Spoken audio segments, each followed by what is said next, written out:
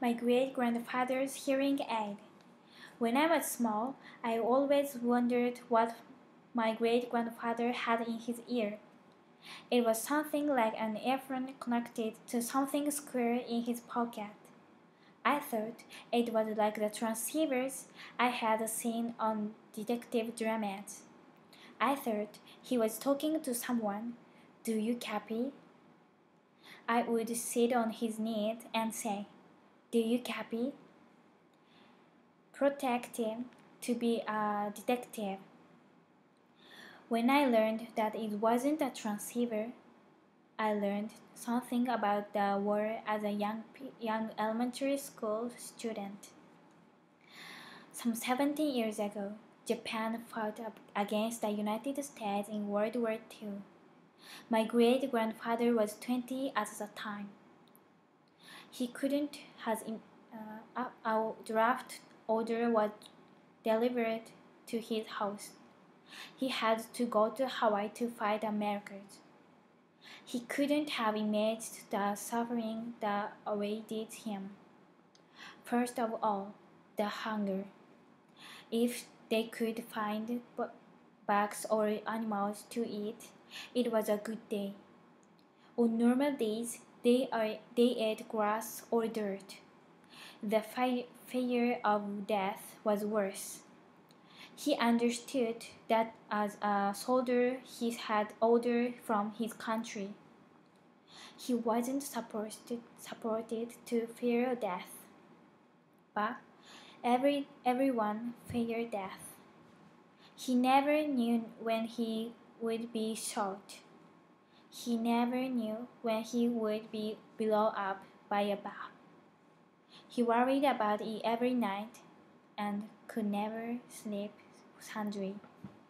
There are many soldiers who took their own lives, unable to stand to fear and suffering.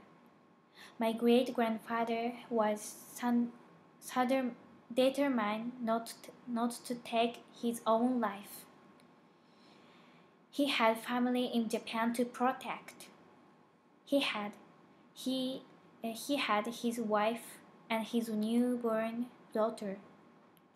His simple dream kept him alive. I will make it back to Japan and eat rice with my family. One day, they saw an enemy plane in the sky. The moment he thought, "Oh no!" There was a loud boom. Warm air surrounded him. A bomb had fallen close to him. Thankfully, he lived. The loud sound of the blast made him lose his hearing in his left ear. His fallen body hurt of burns and injured. He realized that the soldier who had been next to him was no longer there. It was his best friend. He walked off for a while and found his friend lying motionless.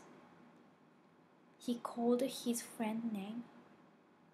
He shook friend, but he wouldn't wake up. My great-grandfather was sad that he lost his best friend. His sadness turned to hate. He hated the American army. He hated himself for living. He hated the fact that he was alive. I couldn't understand his feeling. I'd feel sad if I lost a friend, but he didn't need to blame himself. How could he think he wanted to die with his friend? Dying wouldn't help his friend. Only my great-grandfather can understand what he was feeling now. We are brought up in different environments. My great-grandfather was taught that it was an honor to die for a country. I was taught to value my one and only life. I couldn't say anything to my great grandfather. I felt like he was negative about life. He killed many enemy soldiers after he lost him.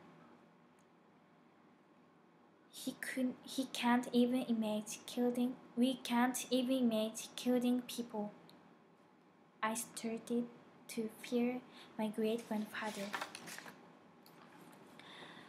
When he returned to Japan, he said he couldn't stop crying. His tears were tears of joy meeting his family. They were also tears of sadness from losing his friend. They were also tears of regret from having taken so many lives.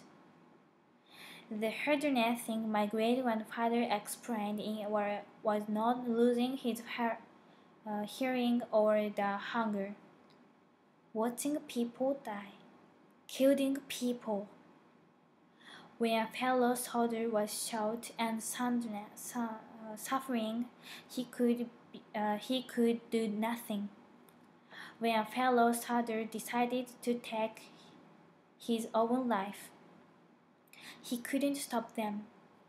With every breath he shot, if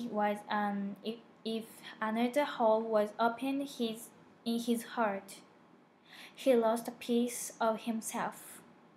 That was the hardest thing in war. My great grandfather said that he had a hard time getting over the war when he came back. The man I saw seemed fine, growing visible in our field. When he laughed, he showed his white teeth, a stark contrast to his dark skin tinted from years under the sun. From his sparkling smile, it is difficult to imagine his war explained. He taught me so much about the war, about the life, about the importance of family. I love my great grandfather. He passed away 5 years ago. I can't no longer hear his story of the war. It's been 70 years since the war finished. What do we young people have to do? Over 17 years, we forget the failure of the war. We need to keep the story of war alive so that we don't repeat the same mistake. My great grandfather told me that the hardest thing about war was watching other people die and killing other people. Japan is considering reversing Article 9 and restoring the right of collective defense. There are many benefits in doing this. We can improve our relation with the United States and accent our strengths in the ASEAN region. After World War II, Japan decided to throw away its weapons. I fear that Japan will lose its peaceful stance. My great grandfather doesn't want to have to explain the same suffering he explained. What is peace? I think it is not having to experience the same suffering as my great grandfather. I think it is not losing yourself to war. We need to reconsider what peace means to us and how we will protect Japan people from the horrors of war. Thank you.